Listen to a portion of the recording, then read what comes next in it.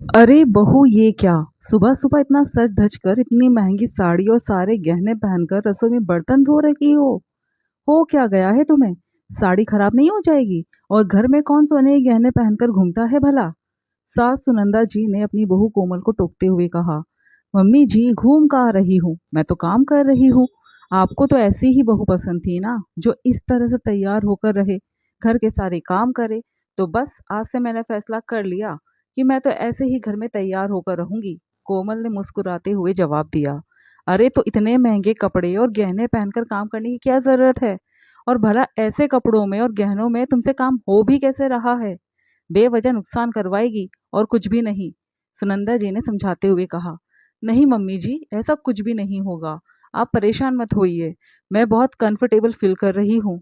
मुझे तो ये सब पहनकर काम करने में बड़ा मजा आ रहा है। आप छोड़िए सब बातों को। आप बैठिए, मैं आपके लिए गर्मा गर्म चाय बनाकर लेकर आती हूँ। कहकर कोमल ने सुनंदा जी को बाहर भेज दिया। कोमल की बात सुनकर सुनंदा जी अपना सिर खुजलाते हुए बाहर आ गई और हॉल में आकर बैठ गई। वहां पर अपने बेटे अजीत को काम करते हुए देखकर वो अपनी जगह से उठी और उसके पास आकर उसके पास बैठते हुए बोली।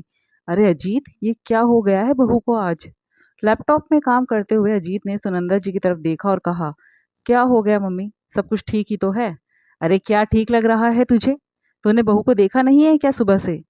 मम्मी, मैं अभी थोड़ी देर पहले ही तो उठा हूँ और सीधे फ्रेश होकर अपना लैपटॉप लेकर यहाँ आ गया। अभी तो मैंने चाय भी नहीं पी है। आप जरा कोमल को कह दो ना कि वो चाय बनाकर ला दे। अरे चाय ही बना रही है वो। पर अभी तेरी चाय को एक तरफ रख, पहले मुझे बता कि ये बहू को हुआ क्या है। आज इतनी महंगी साड़ी और गहने पहनकर रसोई में काम कर रही है। हैं? क्यों, कहीं जा रही है क्या? मुझे तो कुछ नहीं बताया उसने। अजीत ने हैरान होते हुए कहा।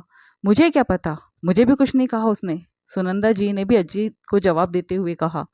अच्छा, ठीक है, आने दो उसे। चाय लेकर जरा मैं फिर पूछता हूँ। अजीत ने कहा। हाँ हाँ बेटा, तू ही पूछना। अगर मैं बार बार पूछूंगी तो उसे बुरा लग जाएगा। सुनंदा जी ये कहकर चुपचाप बैठ गई। तब तक कोमल भी चाय लेकर बाहर आ गई और दोनों को चाय पकड़ाकर वापस रसोई में जाने लगी। उसे रसोई में जाते देखकर सुनंदा जी ने अजीत को कोहनी मारी। तब अजीत ने उनकी तरफ देखा तो उन्होंने उसे पूछने का इशारा किया। तब अजीत ने कोमल को रोकते हुए कहा। अरे कोमल, रुकना जरा। क्यों, क्या हो गया, कुछ चाहिए था आपको? कोमल ने पलट कर कहा। नहीं, वो तो मैं ये कह रहा था कि तुम कहीं जा रही हो क्या? तुम्हारा कोई प्लान है क्या आज का? अजीत ने कोमल से पूछा। नहीं तो, मैं तो कहीं नहीं जा रही हूँ, मेरा तो कोई प्लान भी नहीं है। आपको मुझसे कुछ काम था क्या? कोमल ने भी उल्टा सवाल करते हुए कहा। नहीं नहीं, ऐसा कोई काम नहीं है मुझे। वो तो मैं ये पूछ रहा था कि तुम आज सुबह सुबह इस तरह से तैयार हुई हो, तो कहीं तुम्हारा कहीं जाने का प्लान है क्या? अजीत ने मुद्दे पर आते हुए कहा। अच्छा ये, नहीं नहीं, मैं कहीं जाने के लिए तैयार नहीं हुई हूँ, बल्कि अब से तो मैं घर में ऐसे ही तैयार होकर काम करूंगी। कोमल ने हंसते हुए कहा। घर में भला कोई इस तरह से तैयार होकर काम करता है क्या? अजीत ने हैरान होते हुए कहा। नहीं, होता तो नहीं है, लेकिन जब बात इज्जत पर आ जाती है तो तैयार होना पड़ता है। क्या मतलब? अजीत कोमल की बात सुनकर हैरान परेशान होते हुए बोला। वो क्या है ना कि मैं भी सबको बताना चाहती हूँ कि मेरे पति की भी हैसियत है मुझे नई साड़ी और गहने दिलाने की। माना कि मेरा पति कोलू के बेल की तरह कमाता है, पर उसकी भी हैसियत है अपनी पत्नी की इच्छाएं पूरी करने की। इसलिए मुझे मेरे मायके वालों से मांगने की कोई ज़रूरत नहीं है। बस इसलिए मैं तैयार हुई हूँ, ताकि कोई गलतफहमी में ना रहे कि सिर्फ उनकी बेटी दामाद की ही हैसियत है उनकी बेटी को दिलाने की। कोमल ने मुस्कुराते हुए कहा और सुनंदा जी की तरफ देखने लगी। ये सुनकर सुनंदा जी ने अपनी नज़रें नीचे कर ली और चुपचाप उठकर कमरे में चली गई। वही अजीत को कुछ समझ में नहीं आया, पर उसे इतना तो समझ में आ गया कि ज़रूर सास बहू में कोई बात हुई है। वैसे भी कल शाम को उसकी बहन घर पर आई थी और उसके बाद ये सब तमाशा हुआ। अजीत और कोमल की शादी को भी 2 साल हो चुके थे और इस घर में सास सुनंदा जी के अलावा पति अजीत और कोमल ही थे। जबकि कोमल की एक शादीशुदा ननद भी थी जो इसी शहर में रहती थी। उसे दिखावे की बड़ी आदत थी।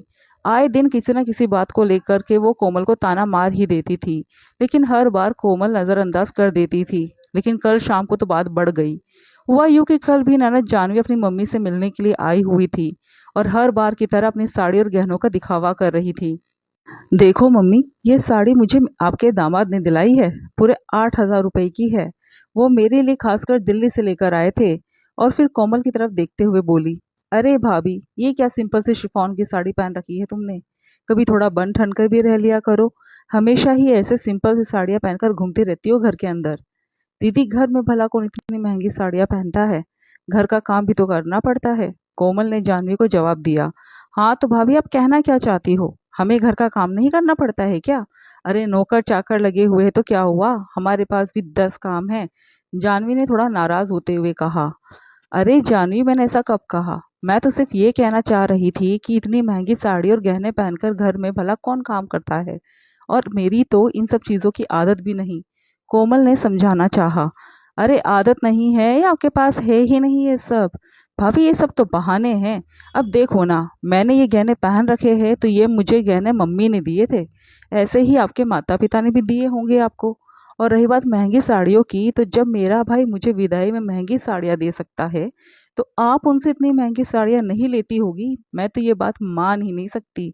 जानवी ने कहा। जानवी तुम्हें जो मानना है मानो, पर मैं इस तरह की चीजें घर में पहनकर काम नहीं कर सकती, कोमल ने कहा और उठकर रसोई में चली गई। अरे क्यों समझा रही है उसे, उसे ये चीजें समझ में नहीं आएगी। उसे तो ऐसे ही फकीरों की तरह बनकर रहने की आदत है, और गलती से अगर समझ में आ भी गई तो भी इतनी महंगी चीजों के लिए मेरे बेटे के पीछे पड़ जाएगी। वो बेचारा वैसे ही कोलू के बैल की तरह दिन रात लगा रहता है, अब हमारा खर्चा उठाएगा कि इसके नखरे ही पूरे करेगा। ये तो अपने माँ बाप से मांगने से रही, फालतू में मेरे बेटे के लिए आफत खड़ी हो जाएगी। सुनंदा जी जानवी को डांटते हुए बोली। लेकिन ये बात कोमल को बहुत बुरी लगी कि सुनंदा जी जानवी को समझाने की जगह इस तरह की बातें कर रही है। बस तभी उसने ठान लिया कि अब तो सबक सिखाना ही पड़ेगा, इसलिए आज वो ये सब कर रही थी।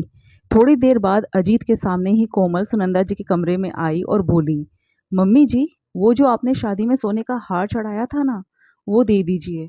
मैं सोच रही हूँ कि एक दिन मंगलसूत्र तो दूसरे दिन हार पहन लूंगी, यूं बदल बदल कर पहनना अच्छा लगेगा।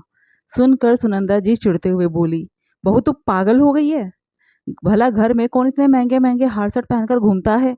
अगर ऐसे ही हार खराब कर रहा है तो तेरे माता पिता से मांग। अगर मम्मी जी मैं ऐसे पहनकर काम नहीं करूंगी तो फिर आप ही सबको कहती फिरेगी कि आपकी बहू को फकीरों की तरह बनकर रहने की आदत है, और फिर मैं क्यों अपने माता पिता से मांगू? आपने सुना नहीं कल दीदी ने क्या कहा था कि उसका पति उसके महंगे महंगे शौक पूरे करता है। हाँ उसका पति उसके महंगे महंगे शौक पूरे करता है, लेकिन घर में पहनने के लिए इतने महंगे हार सेट नहीं दिलाता। अब क्या हमें रोड पर लाकर ही छोड़ेगी? क्यों मम्मी, एक तो बोलने से पहले आप लोग सोचते नहीं हो, फिर ऊपर से बहू में 10 कमियां निकालते हो। अभी तो उसका पति बैठा है घर में, ये फकीरों की तरह क्यों घूमेगी? थोड़ा तो सोच समझ कर बोलो, आखिर अपनी बहू के लिए बोल रही हो। अब की बार अजीत ने अंदर आते हुए कहा। उसके बाद तो सुनंदा जी की कुछ भी कहने की हिम्मत नहीं हुई, लेकिन आइंदा उन्होंने दोबारा कभी इस तरह की बात नहीं की। यहाँ तक कि जानवी को भी इस तरह की बातें करने से साफ इनकार कर दिया।